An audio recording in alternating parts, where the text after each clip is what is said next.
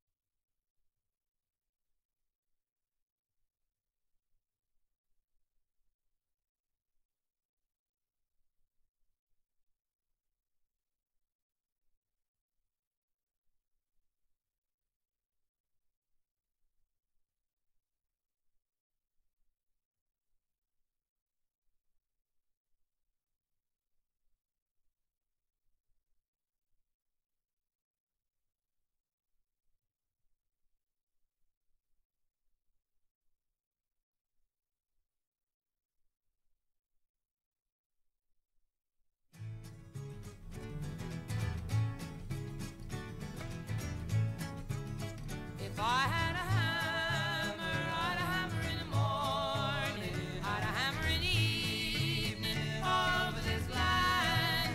I'd a hammer out danger, I'd a hammer out a warning, I'd a hammer out love between my brothers and my sisters, all over this land. Ooh, if I had a bell, I'd a ring it in. And this guy's a nut, Caleb Burns. Who the heck is that? Also April 2nd. Sorry, that was me making fun of myself, and Marv, our great producer here, says, knock it off, be serious. So here I am. Thank you for watching. This is April 2nd. Yesterday was my day, April Fool's Day. We're beyond that now. And this is the 2nd of April, and we are here at Progressive Radio on TV. And 2 guests, we've had them before, and they are just wonderful. Please introduce yourself, Sherry. I'm Sherry Morisch. I'm the owner and founder of Krabby Coworker. I'm based in Molalla, Clackamas County. I help people with workplace efficiencies and marketing. And you are? I am Moses Ross. I'm a progressive activist here in the area, in the Tri-County area, and I'm really glad to be here with you. Thank you. And tonight's show is the casual cruelty of Trump. And if you're paying attention to news, you know, if you're concerned about things and you know that his cruelty is really casual, he just doesn't care. So, I mean, that's what we're going to be discussing tonight. So, Sure seems this way. It sure seems that way, especially of late. There's been some, quite frankly, some awfully cruel decisions that have come down from the White House over the last few weeks. I mean, just off the top of my head, his reaction to funding for disaster relief in Puerto Rico. The way he was, I mean, the lack of acknowledgement that these are U.S. citizens. And the lies that go along with it. Agreed, agreed. It's just amazing. I mean, that's just one. I'd hate to see a list. Let's just put it that way. Because matter of fact, we have our list. Well, this is a minor. This is just a tip of the iceberg of the cruelty that he brings on the American people. Yes. I was watching an interview today. I think it was with Chris Hayes and the mayor of San Juan, Puerto Rico, Ruiz, and she's just terrific. And she says, no, Trump says he's given us $92 billion, and she said, oh no, it's like I think throughout that area, I think she said $9 billion, and she said, you know, it's not enough to begin to repair. It's like 11. Well, the $92 million figure was actually the amount of the damage that occurred on the island, and for some reason he conflagrated it to be what America has spent there, which is just a lie. Now I heard that, and then later on they clarified it that the $91 billion is set out in segments. They've received 11, they have 45 set aside, and then another 51 for over the next 10 years of development to put the island back and better than it was before Hurricane Maria. But now Trump is saying they're misspending the money and so on, and you know, they're just wasting it. And he also is blaming them for the poor financial setup ahead of time, and that was visited upon Puerto Rico by hedge fund managers and other capitalists that wanted to lend them money at usurious rates and really force Puerto Rico to go along with it. So, you know, infrastructure now is owned by banks and really corporate types. Well, it's the Iraq model of the Cheney Iraq model of rebuilding after a disaster. You know, McCline too. Never let a good disaster go to waste. You know, exactly. I mean, you know, we've talked about that one in the past where that gentleman was in Montana. They got the contract to bring back together the electrical system, the electrical grid, and it happened to be in a small headquartered in the same town that Zinke was from. Ryan Zinke was from. What a surprise. Right. Yeah. You know, we're talking about that. Another thing how about the poor families being separated at the border? I mean, just awful. Now did you hear about this? One of the people is a right-wing fellow who monitors the menstrual cycles of girls. Yes. This is great. So what he has a graph. He's a federal judge too. No, I don't know. I'm not. I think we're talking about a different guy. But anyway, this guy's in charge of one of the camps there. And you're right. He has an Excel spreadsheet, so he monitors the monthly cycles of girls and the possibility that they're being pregnant. I don't know, begins with a C maybe. I'm not sure what it is, but then he wants to forbid them from getting abortions, even though they're legally empowered to do so. What such cruelty! He almost made a young Mexican woman forcibly have her child, and he blocked her. Yes, for a long time. For a long time from getting an abortion because she got pregnant through rape. Here we go. You know, don't worry. I like this. Don't worry, son. So for this, I don't know what's worse: the families being separated, or the children who are dying at the hands of the ICE people. Of the patrol and the people. How about the sexual abuse that's happened? That once again, it's so cavalierly. The Trump administration is not at all concerned. I think with their people, they think if they can hurt immigrants, if they can hurt Mexicans, if they can hurt people from a different color, their base loves it. I mean, I think it's circus and there we go. Don't worry, son. I sold it for the Magic Hat. The great, the bean. Yeah. You know, Jack and it's a, Beanstalk. Jack and the Beanstalk, that's it. and you know, what's sad about it too is that it is part of a premeditated campaign strategy by the president and the GOP to consolidate their votes. They understand that there is a certain segment of the community that agrees with this whole demonization of the unknown, this demonization of the other.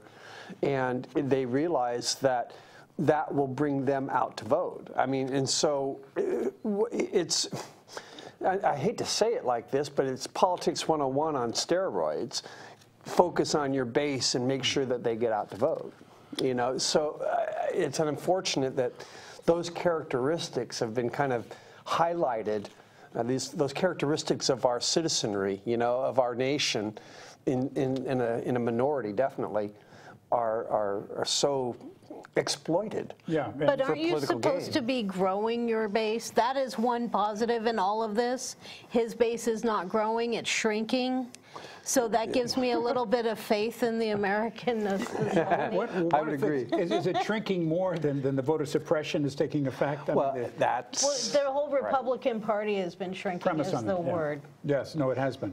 But what's interesting, though, is that demographic, that 60-plus white, male, white demographic, they may be aging out, but they are still the most likely to vote in the election. Aged I mean, white you know, guys. yeah, white people, they yeah. vote in the vast majority of the elections, and so there is a logic to the strategy. It's just that at what cost? Hey, thank you so much for calling. Where are you calling from this evening? Aloha, Oregon. Oh, I've heard of that. And what's your thought or input or suggestion?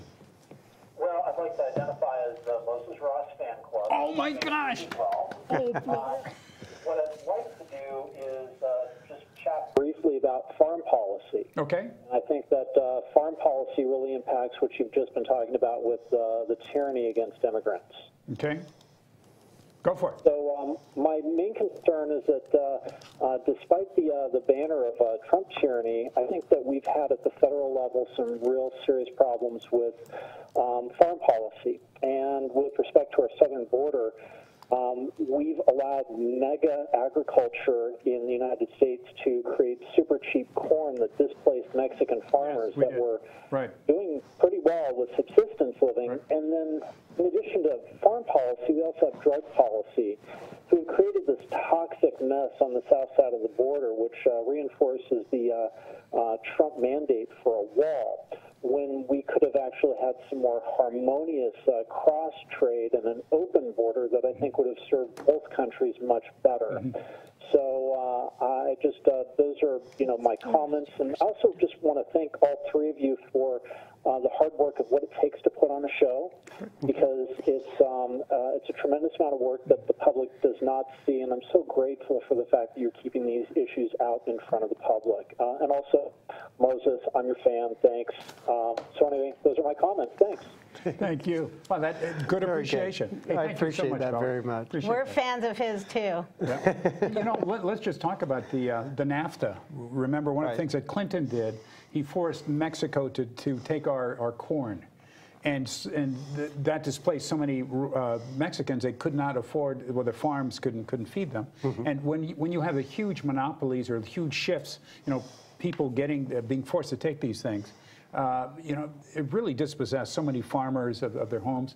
In terms of the drugs, remember Leonhardt? Remember this under Obama? The head of drug policy her last name was Leonhardt. And she said, yeah, there are 50,000 Mexicans killed on the border, but if you think of it, that's a sign of progress. We want those wars. I mean, she was totally opposed to legalization of marijuana, something that if the states had legalized marijuana, it all would have gone down. I mean, also we'd have a reduction in opioid overdoses. But Leonhardt sort of, I'm glad that actually, I think 30,000 a year were killed a year at the time. But the idea that this is a sign of a good news. No, but yeah, I mean, sending our crops down and forcing Mexico to buy our crops.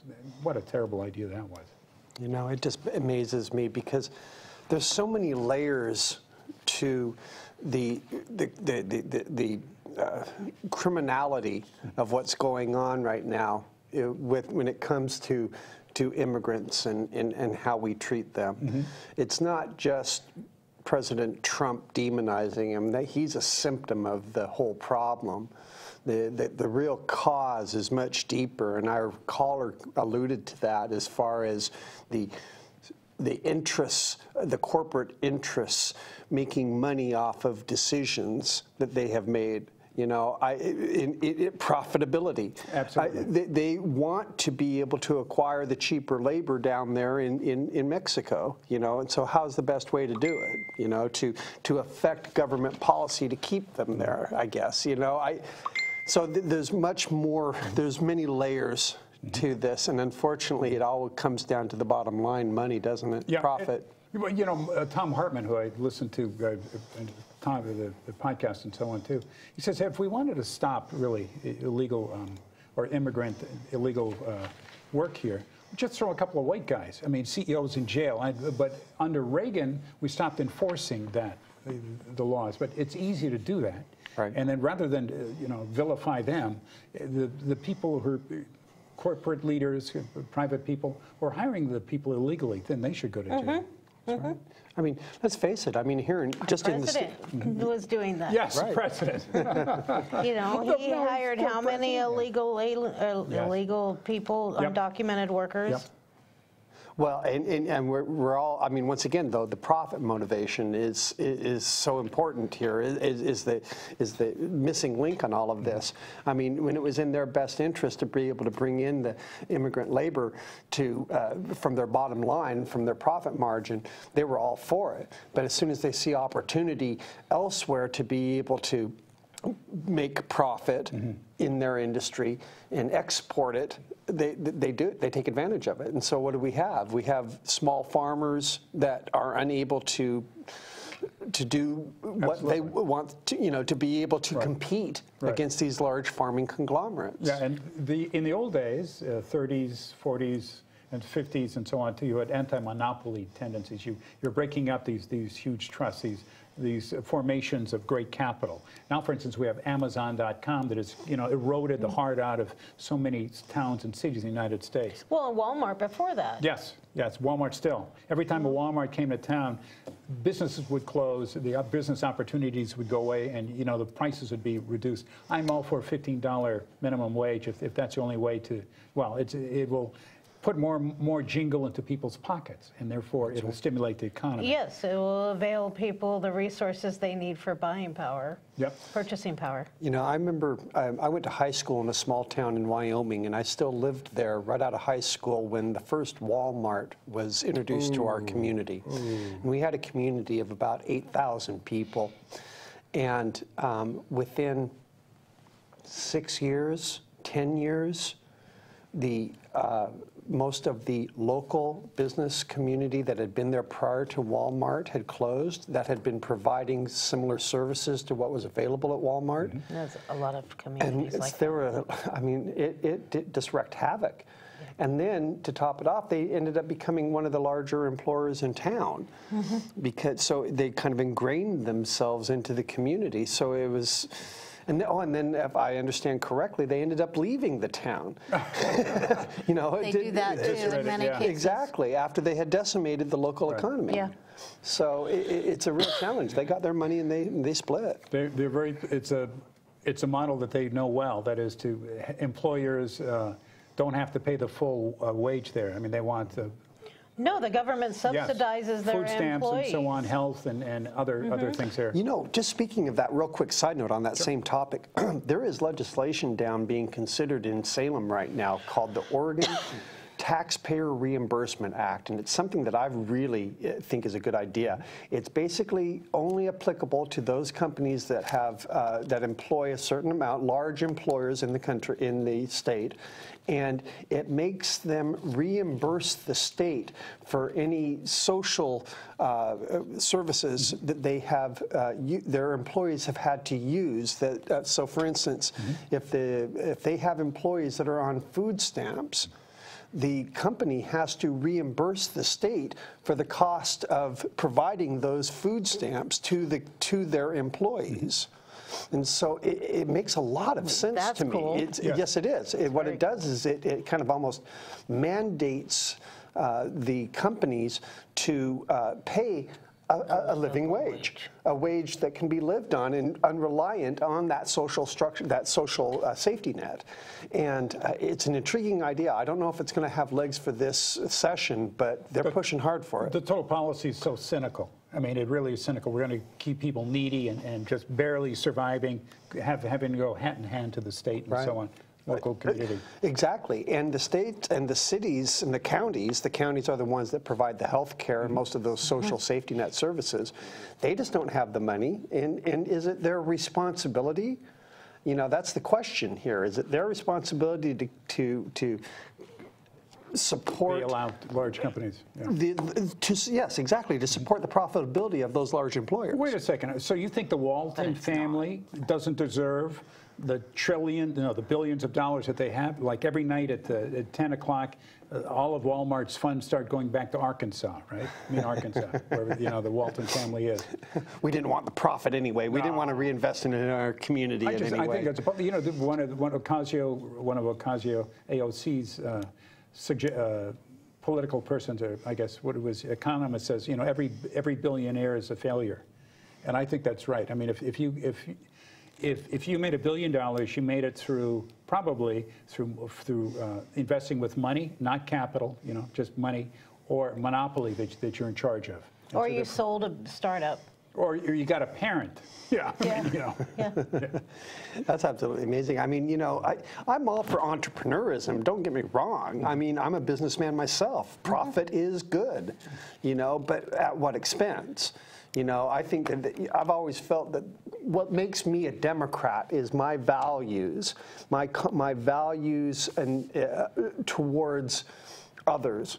And if, as a businessman, I try to exercise those values, right? I might have to spend $1 or $2 more here and there, but by golly, my employees have dental. And my employees have access to health care.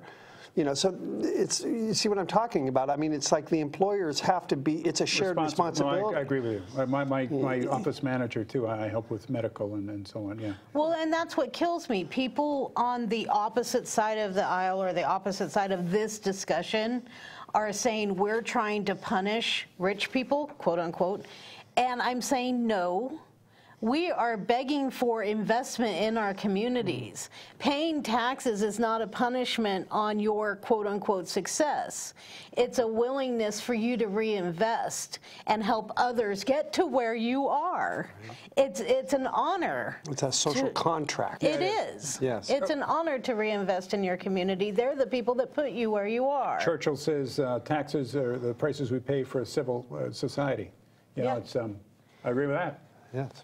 Amen. Amen to that. Let's go on to more of his outrageous behavior, shall we? How about Venezuela? Remember? Stupid policy. Oh my God. I mean, we are. Why are we there? Can it be that Venezuela has one of the largest supplies of oil in the world? Could that be it? Maybe it's the largest deposit of oil ever. Why are we in Iraq? When I first heard about the Venezuela crisis, their leader, Maduro, who had been there for 4 years and has now been supposedly reelected. He's corrupt too. Corrupt, amazingly corrupt, amazingly corrupt, And so I was encouraged when I heard that there was a resistance leader, another person that had been recognized by the U.S. Guaido. But then I realized I doubted Trump's sincerity in embracing him. Trump? God forbid. He's the president of the United States. He never lies. So it's like, what is worse, a known dictator or an unknown dictator? Right. One that wants to take over the Amazon forest. Yeah. There's so many issues going on in Venezuela, especially as it goes to its neighbor country, Colombia. You're seeing waves of people coming across the Venezuelan border into Colombia to the point where they're having to stop them and sort through them and they're just doing it because of the amazingly poor economic conditions going on in Venezuela right now. So, which people are starting to try to influence in our economy, saying, oh, if we do these things, if we reinvest in our communities, we're going to end up like the people in Venezuela. That's right. Could be. Because somehow that turns into a dictatorship. Let me. It promotes dictatorship. One of my favorite jokes is this. So I probably have told you before, but I'll tell it again. So someone knocks on your neighbor knocks on his neighbor's door, says, "Hey, can I borrow your rope?" And the guy says, "No, I can't let you use my rope. How come? I'm using it to tie up my milk. Tie up your milk. How do you do that?" The guy says, "If I don't want to let you use my rope, one excuse is as good as another." Yep. So my point on this thing is, There you go. the rich, I mean, the people in power don't want to, pay more money in taxes. They don't want to help other people if it costs them money, and they will tell whatever lie covers the deal. I mean, taxes now on American people are so much lower than they were. We were discussing it earlier under Kennedy and Johnson and so on too. Oh, yeah. But then suddenly Reagan comes in office. Even under Carter, too, they were substantially higher. But Reagan comes in, he cuts the top marginal rate from about 70% to 60, no, about 35 or 30%, finally at the end. And, he just, between the 40s until the 70s, we had a booming economy, high taxes. Colleges were pretty much free. Low to no deficits, national deficits. A family of 4 could live on one income. A family of 5 could live on one income. It's interesting, as someone who is not a baby boomer, who is a generation, I guess I'm a generation, Gen X. We're Gen X. 50, I started in 65, and I was born in 66, so I consider myself Gen X. But then, point is, Barely. barely. You young things. Well, it's funny. I was reading that Gen X are the ones that are sitting here watching the baby boomers take over our economy, just absolutely destroy our economy. The millennials don't care. The Xers are wondering why they're not getting part of it as well, because they feel like, wait a minute, our parents got it. We're on the last vestige of those that are actually receiving it? It's a Reagan, I'm afraid, it's a Reagan financial economic policies that destroy the unions, that gave incredibly large amounts of power to corporations and owners and so on too, that reduce the regulations and so on. Regulation is a protection. Regulation, helps us. It's not a naughty word. It's we need regulations, but it's a Reagan. I'm afraid once again, destruction of unions was an incredibly important and devastating process. Well, I think we have to take some solace, though. That the younger generations, not the millennials, but younger than the millennials, are seeing with very clear eyes what the baby boomer generation is doing to their future. And I remember reading an article about some young, I think it was on Twitter, it wasn't an article, it was on Twitter, somebody sharing about how their child was in school and a picture of Trump came up, and this is a child in elementary school. Booed? And just an immediate boo from the kids. They knew, they could see through his insincerity, and they hadn't been indoctrinated yet by their family potentially, so it was like they were just being honest with what they have seen and heard about what this guy has done. So that does lead me to some hope of recognition of this charade, of this facade that we have going on right now. I would argue that if millennials didn't care, we wouldn't have Indivisible, we wouldn't have Justice Democrats, Wall Street. AOC would not be in the House. We wouldn't have a lot of the things, we wouldn't have had millions of women across the world marching. We wouldn't have a lot of the things that we have going on today if millennials didn't care.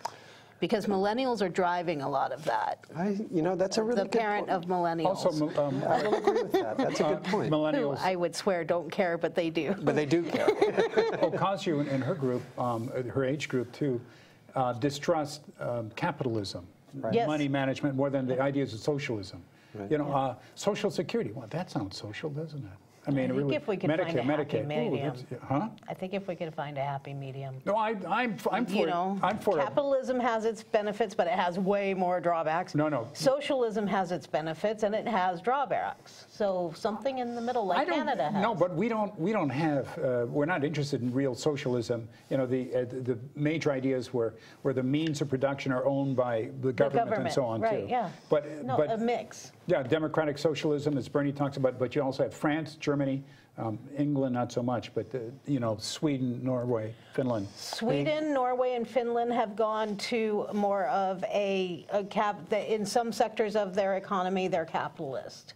On the government level, the healthcare, the education, and stuff like that, they are. And also high taxes. They do have very high taxes, but they're taken care of. Absolutely, I'd go for that in a heartbeat. $14 a month is one estimate I heard of somebody's premium. Okay, you know, but well, I think it's pretty high actually.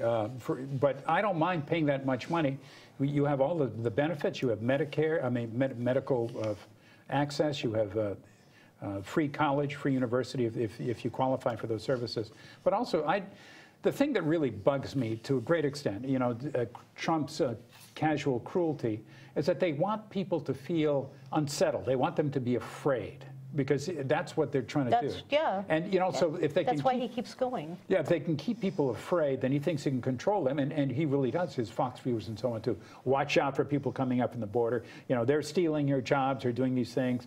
You know, the Republicans, Democrat, you know, they just want open borders, they want free stuff, and, you know, so people are really afraid. The Navy killed bin Laden, so where else do we have to go?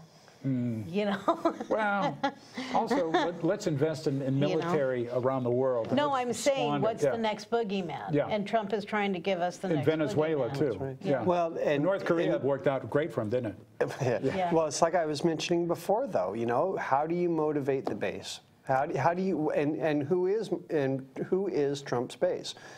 And if it's people that agree with his perspective on immigration, that agree with his perspective on the social safety net and how we take care of others, you know, they're going to be motivated to go to the election, to vote for him and go to the ballot box. You know, it really does. We were talking a moment ago about the millennials really caring. They need to care, because if they don't go and vote, they're going to be out. The Trump supporters, that's 60 plus, those baby boomers are going to be the ones that will be dictating their future, and that's just not I think the installation of Trump in the White House kind of woke a bunch of people up. I sure as hell hope so. I think so. I would agree. I would agree, and I think 2020 election cycle is going to be a continuation of what we saw in 2018. I hope so. You know, 40 seats being taken in the House. From your lips to God's ears. I feel confident about it. I don't feel confident. Oh, I really do, because you know, it's like what you were saying though, Sherry. You know, about the indivisible groups, about the March for Our Lives groups. These groups Occupy Wall Street. Occupy Wall Street. Yep. These groups came up out of the grassroots, and they understand. It's been very strongly impressed upon all of them that they have to go out and vote, and they have to go out and motivate others to vote. I mean, in all of those groups, they're drilling that in your head.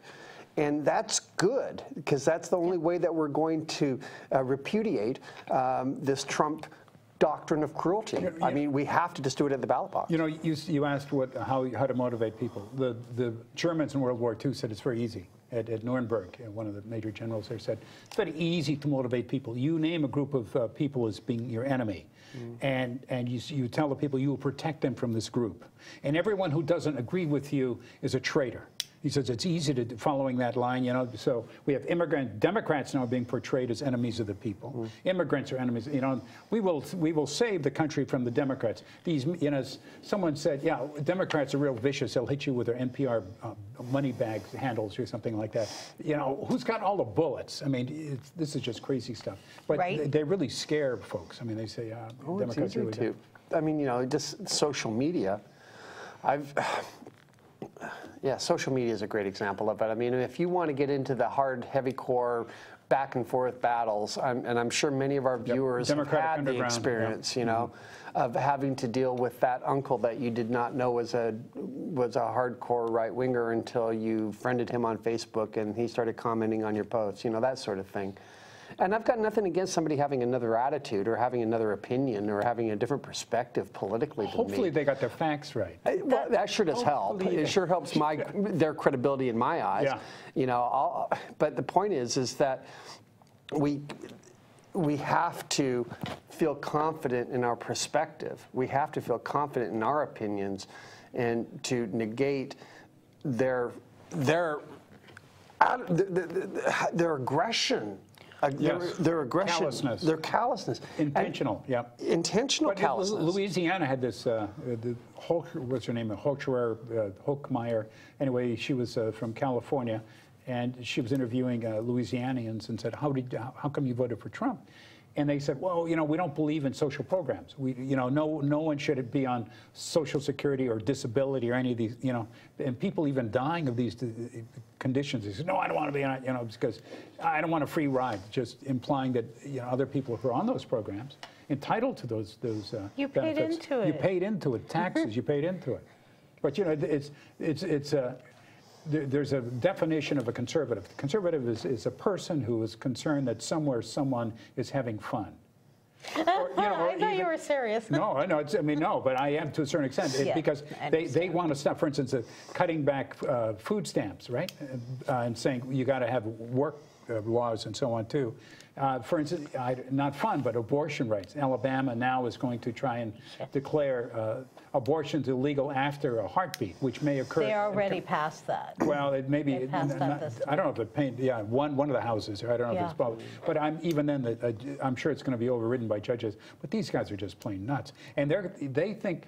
I don't know. You're a woman. Can you make your own decisions, Sherry? I think so. You sure? I would hope so, yeah. My wife can, and my daughter can. Yeah, so. It's funny. I'm just sitting here reflecting about the roots, the beginnings, the humble beginnings of this culture of cruelty that we're in right now. And I think back. Did it start with Barry Goldwater in the beginnings of conservatism of the current That's part of it, yeah. conservatism movement? Yeah. Was it Reagan who started to demonize union members and the poor in the ghettos? The poor in. How about the woman, the Cadillac driver? She's a black. Well, she gets sponsor stakes as Reagan. Right. No, there were no welfare queens. Was it in the 90s when the trend was to declare super predators? I mean, I'm a Hillary supporter, and I look back at those things now, and I cringe. But in the 90s, that's what was. I don't know if it was politically expedient, but it was politically savvy to be that to take that kind of a perspective on crime. Willie Horton. Willie Horton. Yeah. I mean, Democrats were always knee-jerk reacting to the Karl Rovian political strategies of the Bush and of Reagan and all of those folks. And so what did we got? We got a Bill Clinton that understood that and went right down the middle on them. And now 25 years later, we look back and we realize that those attitudes were wrong. I mean, look at what's we're not necessarily wrong, but are aged. Well, inaccurate. But let me just say who we are. We're Progressive Radio and TV, and we're here the first Tuesday of the month from 8 to 9 p.m. And our show tonight is The Casual Cruelty of Trump. And our two wonderful hosts, Sherry Morisch and Moses Ross. And he's got a fan club, so I'm sure that you do too. He does. That's the first time in years I've ever had that. That's pretty cool. I like that. I like that a lot. That's cool. But you're requiring people to work before they can qualify for food stamps and SNAP and so on too, and to have to register on computers. Whether or not you have a computer, you know how to do it. These are just setting up impediments for people who are just trying to get through life. The computer thing, unless the person is handicapped, I can see, and it's actually a valuable service because it saves money. It's more efficient, okay, for somebody to apply for their benefits or their need online. It's just, they don't have to stand in line. You don't need as many resources in the office and stuff like this, if you're a person in a little farming community. But if you have issues with cable or with your internet and you're in a rural area that commonly is slow on the internet. Some of the states, their infrastructure is poor. Some of the, I think it's Kentucky or Tennessee. A lot of those reporting programs, they're not up every hour of the day and so on too. You have to be up at certain times and Oh, like when in the 90s when you had to call in. Yeah, but this one it's like it's not user friendly at all. No. They want it not to be user friendly. That's right. And well, it's because they would prefer that the corporations that be the Comcast, the CenturyLinks, and all of those, they would prefer that you would have to use their fiber networks to be able to get That's a internet. fact. And if you're in these smaller areas where they have not laid that fiber network, you know, you're kind of SOL. But what the smaller areas, the rural communities have done, which is starting to hook on here in Portland at least, and perhaps in other cities, as well as other cities, is the community broadband services. I like that. Which, in other words, it's city-owned municipal broadband cable where it's a co-op in essence. How is that going? Is that going pretty well? A couple Actually- of years ago from Gresham, it was spreading out. And I just think what a wonderful idea Yeah, that I've is. had people argue that it's horrible. Oh, no. It's, I think it's wonderful. Yeah. Yeah, I think it's awesome. I'm on a budget committee for Multnomah County, and one of the budget items that we reviewed was this concept of a broadband network, not a municipal broadband network, but a inter-county broadband network, and it's laying the groundwork for municipal broadband. Let me explain. If the county is large enough and is able to collaborate with the city of Portland and with other large stakeholders to create a broadband infrastructure in our county, then the costs go down, and it's cost efficient for these larger groups, county, which has locations all over the place, city, same thing, you know, and so they do it internally. But what it does is it creates the backbone for a municipal county-wide broadband service. So what they're trying to do is they're trying to implement it on the county basis first, to do it specifically for county, city, and other larger groups, their needs. Make sure that the network is invested in and the backbone is prepared, and then to be able to create a municipal broadband program. So I foresee that happening within the next 4 years, 6 years. In Oregon? In Oregon, in our area. But it's a beautiful concept. It makes a lot of sense, and it doesn't tie. And the reason they're doing it is because, quite frankly, they don't want to pay $200 per place. They don't want to pay Comcast. They don't want to pay the big providers. You know, and it's some- and they How can is that provide paid better for? service. How is it paid for? Through our It will be taxes. through It would taxes. be through.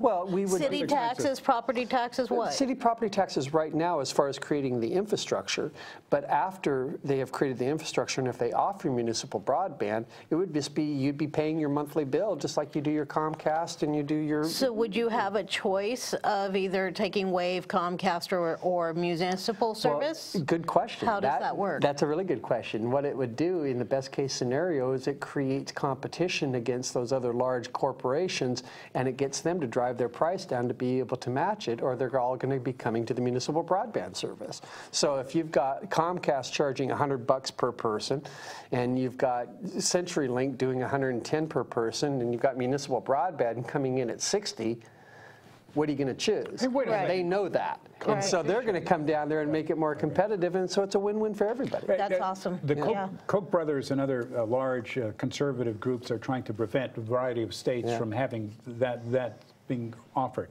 It's just ridiculous. I mean, I thought they were interested in competition. Oh, no. In Europe, that is real competition in terms of providers of internet ability. So anyone can use the lines coming into the house. Once a line is there, you can charge. If you put the line down, you can charge money for people going in there. But there's a lot of competition. You can choose which of the providers you want. We don't have anything like that here in this country. And it's the difference. And Sherry makes that good point about the competition. It's not like it's the difference between a co-op and a co-op, which is the exclusive provider of those services, like an electrical co-op. I used to be an electric co-op. Right. Great prices, great Yep. service. It's all managed Mostly. from within. There's no corporate interest coming in, et cetera, really tied to the community. We had one of those when I lived in Wyoming. Now imagine the broadband being like that, a co-op. That's one way of doing it. The way that they're trying to do it here in the county, it would not be a co-op because you don't want to stifle that competition. You want that competition to be there to be able to drive the price down. That's the whole idea of their thinking. capitalism anyway. Yeah. Somebody's Yeah, that's right. perverted version of capitalism went under the Business 101 philosophy of a business's core point of being invented is to earn profit, right? True. However, if you have a perverted version of it and you monopolize, that's taking away your competition, so prices continue to rise. And that's, anyway. No, you're absolutely right. You're absolutely I right. could go off on Without a complete tangent about it. Well, Except, it reminds me of my joke. If I want to say, don't want you to have my rope, one excuse is as good as another. They just want to raise their prices, and we pay more and reduce competition in others. Amen. And that's kind of the way it is. I mean, there has been efforts in Multnomah County and Portland for a PUD, a private utility district. Same thing with the internet and with broadband. They make sense. They've been proven, but the PUD concept that was popular about 15 years ago. Jim Robinson was really popular. Was really into that, but it didn't get to go. It didn't go anywhere because a lot of powers that be. A lot of powers that be would be losing a lot of money. I mean, and you remember that was back during the PGE, the Pacific or the Enron days too. Oh, that would have been a while ago. Yeah, that was at least 10, 15 years ago. Yeah, it was about 15 years ago. Early 2000s. So, the point 2003, 2004. The point is socialism, democratic socialism I had to do a paper. can work. It does work. It is in the best interest. But Hartman asked the labeling of it is what kills it. No, I agree. I mean, yeah, socialism, and you have Trump saying this, and you have Fox News, terrible, terrible, terrible. why can't we just rebrand democratic socialism? Yes. Oh, here we go. Here we go. There we go. You know who did that picture? Jim Carrey. That's a Jim Carrey? Yeah, Yeah, he did. he's Yeah, he great. did. This is a national emergency, that says. Yeah. And that is Trump, came who's up. a national emergency, yeah. Wow. If you ever get a chance to see some of Jim Carrey's artwork, and the social commentary that goes along with it is, I've seen his stuff on Twitter. He's crazy, yeah, me too. It's good. I mean, he's blunt. It's raw. It's very raw. Yeah. And it's surprising given that it's from Jim Carrey. You wouldn't expect that from a comedian that, but he's obviously taking these more intelligent than we give him credit for. He's more insightful than we give him credit for. It comes out in his artwork. It's very, very powerful stuff on Democratic Underground. Yep. Hey, our phone number is 503-650-0198. 503-650-0198. Give us a call. Let us know if you have an idea, question mark. If you think Trump is great, well, I don't know. I guess you can call in. But tell us your concerns about the country, perhaps. I want to... Or tell us why. Yeah. Tell us why you think Trump is outstanding and so good for the country. Outstanding. I want to hear it. Yeah. Well, and while we're speaking of casual cruelty... Yes. I'm assuming everyone has heard about the budget that President Trump proposed, or that actually I should say the education budget that Betsy DeVos, his Secretary of Education, proposed, that basically eliminated funding for the Special Olympics. Actually, that came from the White House. Did that come from the White House? But anyway, they proposed it to eliminate it. I mean, it's just pretty much doing away with it. Yeah. Wow. I mean, Eunice Kennedy is rolling in her grave right now. Ernest Shriver. Yeah, they did some articles about her, yeah. Yeah, the woman that helped, the presidential mother-in-law that helped to found the Special Olympics. But now they begged off really quickly when even Republican senators were saying, this cannot stand. Right. But it was suggested, Trump, the White House, made DeVos agree to it. But DeVos recently said, oh, no, it's not my idea. It's from the White House.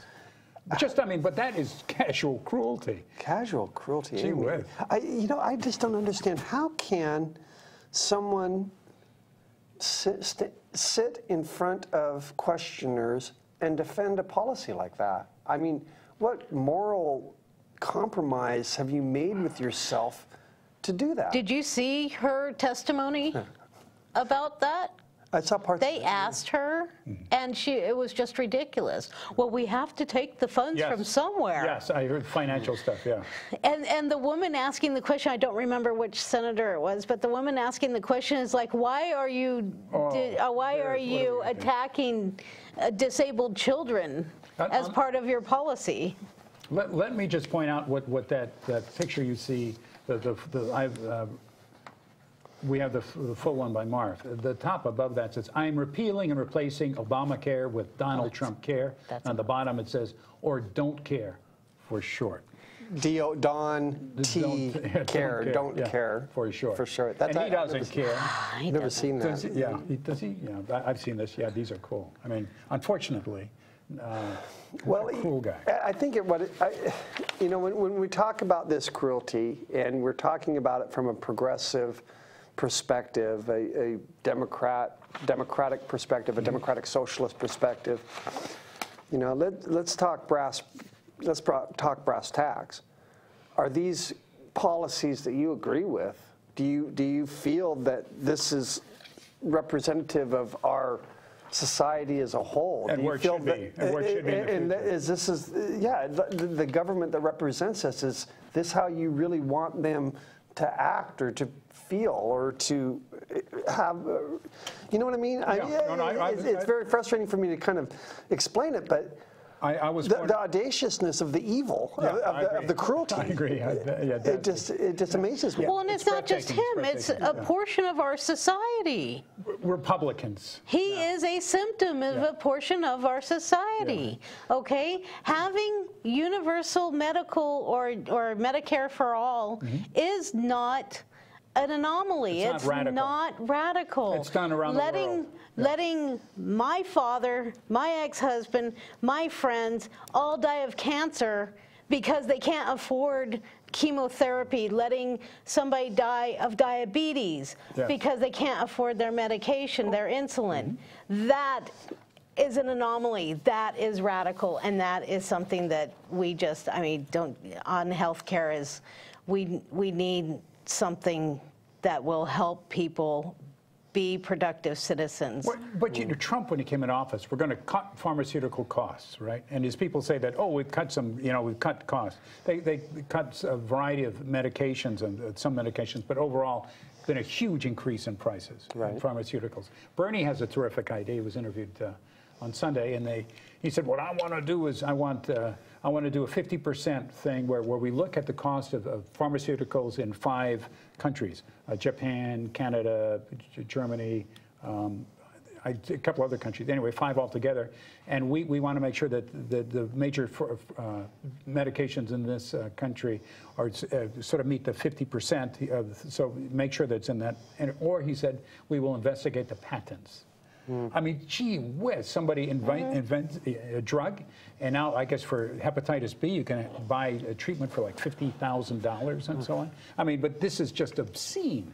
And most of that stuff is developed with university funding anyway. I mean, no one's taking a big flyer on this thing. So here's the thing. It's not new. None of this is new. Over 20 years ago, my mom died of a heart attack. She just had triple bypass surgery. She worked for a local organization. I won't say who they are. She worked for a local organization whom, after her triple bypass surgery, fired her, took away her insurance. She owed St. Joseph's Hospital $50,000, $20,000 of which was taken care of by the Catholic services people. She could not pay the rest of that, and she ended up dying 5 weeks later because they had to make her leave the hospital 7 weeks early. Had she been able to stay that 7 weeks after they cut off her insurance, she may be alive. She would be 76 today. Okay, it's not new. This has been needing to be done for decades. We need some way to help our country sustain and be productive, be healthy, be able to go to work, not be stuck in a wheelchair. Obamacare was a great stride forward. It didn't go far enough, but it was a great stride.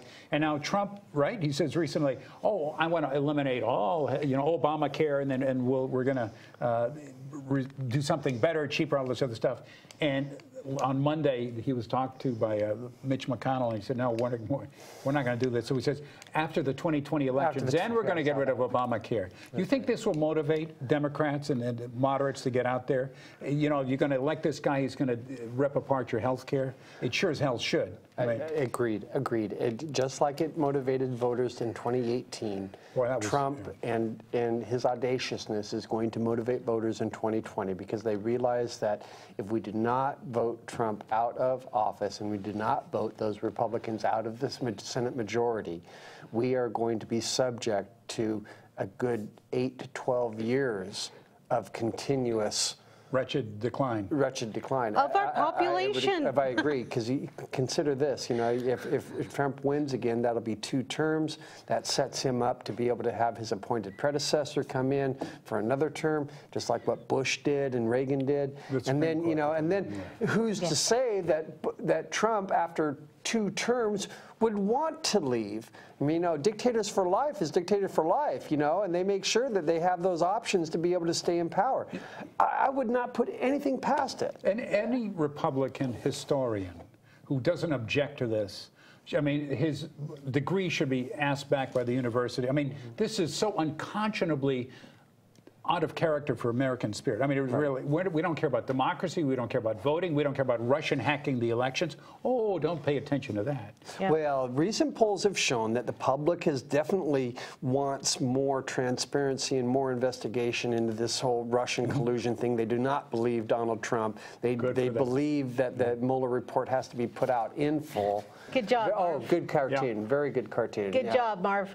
I just want you to understand my summary of, you'll just have to trust my summary letter of its presidential. His report card. Of his report card, right. There's Bob Barr there, little chubby Bob Barr. I could say chubby because I'm chubby.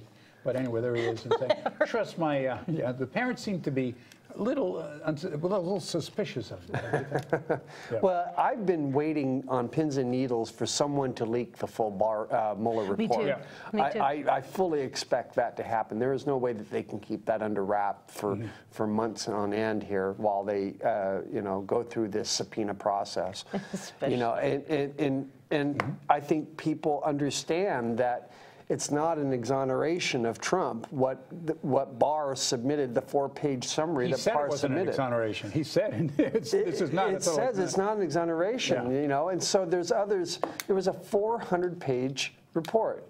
There's stuff in there that they do not want to see the light of day. And so the Republicans are doing everything that they can to make sure that you and I don't see it. We're going to be tried to be getting screwed here. We have to demand it. Did you know that there is a day of protest this week on Thursday where we're having a rally to pressure to release the Mueller report in its entirety? It's going to be held in downtown Portland this Thursday. Go check out Facebook. There's a lot of people Many other promoting places too, throughout the country. Throughout the country. This is a nationwide day of protest to push this Mueller report out. You know, we need to see it. I mean, you know, they pushed out Bob Starr. What was his name? Ken Starr. Yeah. His report was out within days of him completing it. About a blowjob. A lying blowjob. 5,000 pages. And here we have potential collusion with Russia, with a foreign enemy, and we get a 4-page summary. I mean, so no, I agree. Absolutely. It's amazing. Once again, the cruelty to our democracy, the cruelty to our citizenry, etc. Here we go. We need a day of protest for health care. I agree. No, I agree. Absolutely. Oh, and great news down in Salem about what's going on in healthcare. Here we go. Don't worry, son. I sold it from Magic Hat. All right, photo. Yeah, Magic Hat. Dream on, you. You know, and I've mentioned this. I've said this to you before. We're fortunate that we live in Oregon because Yes, at least in Oregon, we have leadership that understands that the strength of its citizenry and the need to help and support all Oregonians. You know, we've got Medicare for all bills potentially coming up through the legislature here, or to help improve Medicare access. You know, I just went through my own personal experience when it comes to the ACA and the healthcare.gov. I mean, man, it makes a big difference. I got my premium that was $700 cut in half. Wow, good for you. You know, through through half of it through the support of the ACA. If that goes away, I can't support healthcare. I can't. You know, so there's a lot of people that are in that exact same situation, and it just amazes me. They don't recognize that helping somebody in the short term benefits the health of our country in the long term. That's what I'm saying. Yeah. That's what I'm saying. People will be able to work, and people will be able to get over their illnesses, and be, you know, it won't be a perfect world. People die, but you know. Senator Paul Wellstone said, "We all do better when we all do better." Yeah. I mean, it's, you know, it's like we don't do better, just some of us. We all do better and we all do better. That's right. And I certainly agree with that. Wow. We had 14,000 homeless people in Portland, the metro area, the Multnomah County metro area. You going to do a show on that one of these days? Eventually, Okay. yeah. We just finished a count at the end of January for the 2018 homeless count, and I got to be involved in it, and I'll have some more information soon. Did you really? I know what Yeah. you're talking about. They devote one evening to No, we did the whole month. Oh, to specifically count Yeah, the homeless, homeless. yeah. Good for you. in a particular Yeah, I area. did it 2 days, but we had volunteers out every day in January. Now, that talk about the underrepresented. I mean, you know, when it comes to, for instance, this national census that's trying to come up. Yep. Yes. Oh, Right. that's killing me. Oh, I bet. I bet. William Burr, or whatever his name is. Trying to put onto the census. Wilbur Ross. Wilbur Ross, right? that's what it The whether or not the Hispanic. the status, the citizenship status on as a question on the census. But historically and by law, you don't ask that question. Correct. You don't Because- care about the citizenship. You're just counting the people in the house. Right, because those that are not documented would be wary of filling out the census, Yep. and so Scared. we're going to be underrepresented. Yeah, you don't get an Kovacs accurate. idea too, Right. and then Trump's idea too, to make sure that Hispanics are of origin are fearful and therefore will not vote. And underrepresented, so you also have Texas, of course. You know, just how about this poor woman who registers for her boyfriend or something like that, and she is now in prison for 7 years in Texas for voting thing, and she didn't know what the hell was going on. yeah. It's just, but if you can beat up African Americans and poor people for voting because the directions aren't clear, I mean, then you're going to really reduce voting rights. I just don't get that whole thing, because we have two well, we have four, but we have two that actually border other land. Why is there always such a focus on the southern border? Have you noticed that maybe their color is different? I don't know about that. Their Not language. always. No, I'm just kidding. Not always. But I'm just Because Canada is a very diverse nation. not quite as diverse. But I no matter. I'm from Hawaii, Right. and whites were clearly they're a minority. Minority, yeah, but that's Samoans and stuff. Yeah, and Japanese Polynesians. very high, Chinese, but especially Japanese and Yeah. Hawaiians too. But anyway, it's I think people are afraid of mixing, especially you go on Fox and you look at whiter than white folks. I mean, I think you have to be blonde or something. I mean, it's like most of those folks are gleamingly white and just distrustful of any of the outsiders. So, you know, our time is coming close to the end here. Thank you so much for watching. What should we pay attention to in the next month, guys? Pay attention to a campaign finance reform bill coming out of Salem in the next 30 to 45 days that will put to the vote of the people of Oregon whether or not to put caps, contribution caps, campaign contribution caps, limits. So I'm feeling confident that we're going to actually have some legislation come out. We've been down there. So that's, Who are you guys supporting for president? It's early. It's really early. I have Camilla. Great. Yeah. I can never pronounce his last name, but that man, Pete. Buttigieg. I've been watching it. But, I'm liking him. I've been watching him too. And there we go. And you? I want Bernie and Elizabeth Warren. There you go. And That's- both. I mean, either of them. Love between my brothers and my sisters